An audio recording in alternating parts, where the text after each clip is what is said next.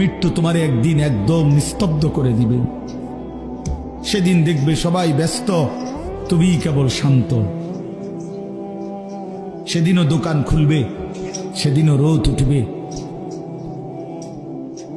সেদিনও বৃষ্টি ঝরবে, সেদিনও হাজারো মানুষের ব্যস্ততা থাকবে, শুধু তুমি বন্ধু থাকবা না, তুমি বন্ধু থাকবা না। হ্যাঁ প্রিয় ভাই আমার, এটা জরুরি বিষয়, বুঝতে শিখো। নিজের ভালো, নিজের কল্যাণ, এটা বহুতই জরুরি বাপ, বহুতই জরুরি। যাই হোক, আমি লম্বা করে ফেলছি আমার কথা।